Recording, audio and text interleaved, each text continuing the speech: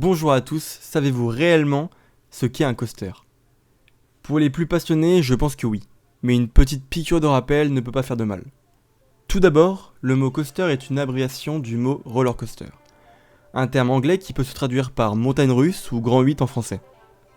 Tout a commencé vers le XVIIIe siècle en Russie et plus précisément à Saint-Pétersbourg, avec des collines enneigées où les habitants venaient dévaler les pentes à l'aide de luges, d'où le nom qu'on connaît aujourd'hui, montagne russe.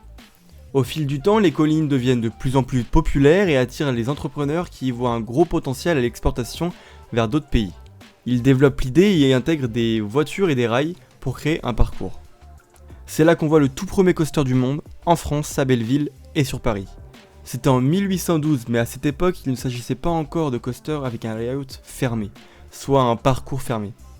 On a ensuite eu le premier looping arrivé également en France, mais pour en savoir plus, je vous ramène vers mon ancienne vidéo à ce sujet, je vous la mets en fiche.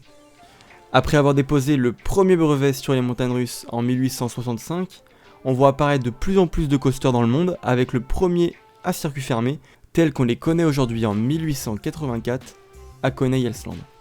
Aujourd'hui, les parcs à thème, coasters et attractions en tout genre se sont énormément démocratisés. On en trouve de partout dans le monde, mais il est parfois difficile de faire la différence entre un coaster et un manège, ou même avec un flat ride. Une attraction, pour être définie comme coaster, doit répondre à certaines conditions.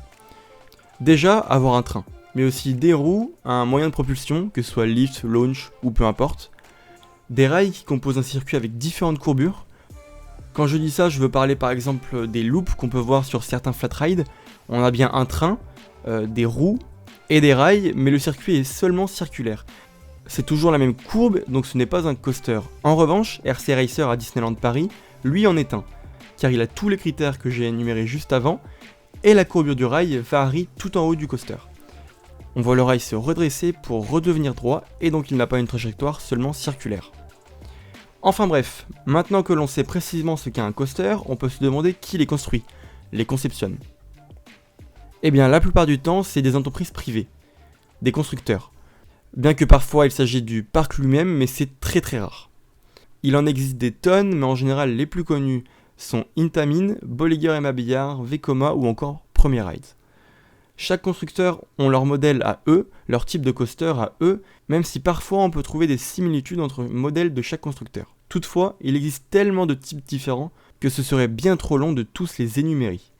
Il y a les steel coasters, donc en métal, les wooden coasters, donc en bois, les launch coasters, les inverted, les méga, hyper et giga coasters qui se basent sur la hauteur de celui-ci, plus généralement les kiddie qui sont destinés à des enfants, à des tout petits, les family pour une approche plus familiale, et puis ceux à sensations les plus impressionnants. Chaque constructeur ont leur propre train, forme de rail, ce qui permet de les différencier.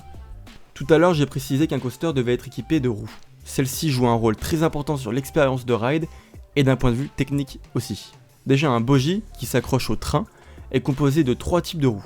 Toujours par deux, on a d'abord les principaux, les roues porteuses, celles-ci portent le train sur le rail.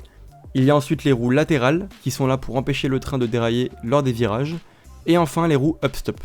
Celles-ci se trouvent juste en dessous des roues porteuses, c'est l'inverse des roues porteuses en fait même. En général, ce sont les plus petites et elles soutiennent le train lors des inversions ou des bosses. Les parcs ont aussi la possibilité d'utiliser différents types de matériaux pour leurs roues.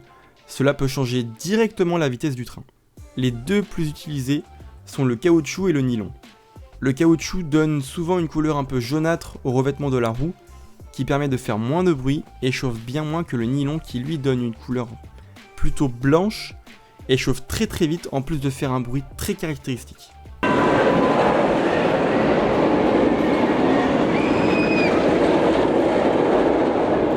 Le nylon est plus utilisé en hiver pour réchauffer les roues lors des températures basses pour garder une vitesse correcte sur le layout.